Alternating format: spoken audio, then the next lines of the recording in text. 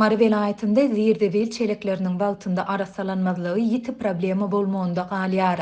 Sewitin käbir owalaryndaky zibil çelekleri hepde bir gezek hem arasalanmaýar.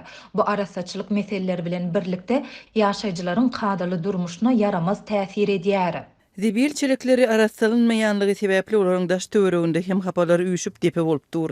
Bu ýerde siňek we möөр möjekleriň dürli görnüşleri bar. Hapalaryň ýakymsyz, iýsiz ýararly çelekleriň olaýyndan geçer ýaly däl. Zibil çelekleri hepde bir gezek arassalansa da bular ýaly ýagdaý bolmazdy. Dip Azatlyk radiosynyň habarçysy aýtdy. Şeýle ýagdaýlary Mar etrawynyň medeniýet, çarlak geňeşliklerinde, Sakarçag etrawynyň Girman bagşy, Çaşgyn birleşik geňeşliklerinde we Düýeli owasynda, Bayramal etrawynyň Mekan, Türkmenistan geňeşliklerinde synlasa bolýar.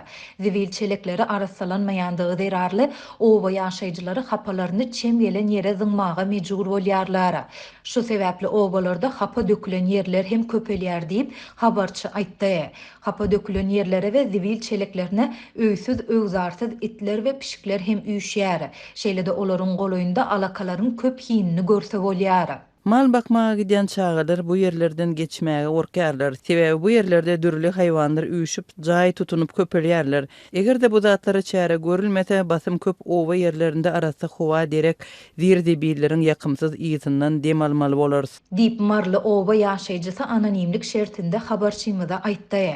Şol bir wagtda habarçymyz şäher ýerleriniň merkezi köçelerinde, hususan da Mary we Bayramaly şäherlerinde zibil çelekleriniň günde bir gezek arassalanýandygyny aýdýar. Şäheriň çetdäki göze ilmeýän etrapçalaryndaky zibil çelekleri 2-3 günden bir gezek arassalanýar diýip ol sözüne goşdy. Azatlyk ýokarda beýan edilen ýagdaýlar barada velayet häkimliginden we Sewitde arasaçylygy üpjün edýän Jemaat hojalygy müdirliginden kommentariýa alyp bilmedi.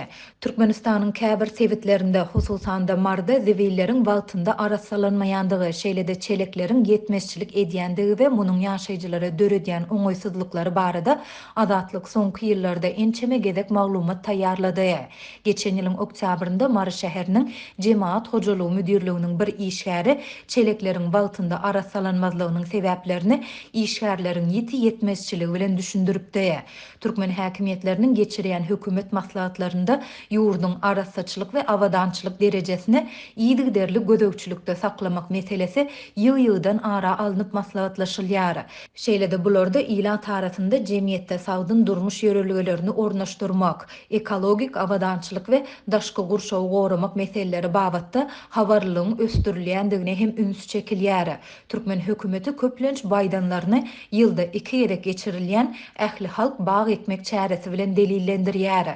Ýöne ýurt häkimiýetleri we media serişdeleri zibil çelekleriniň wagtynda arassalanmazlygy bilen bagly ýyllar boýy dowam edip gelýän ýagdaýlar barada hiç zat aýtmaýarlar.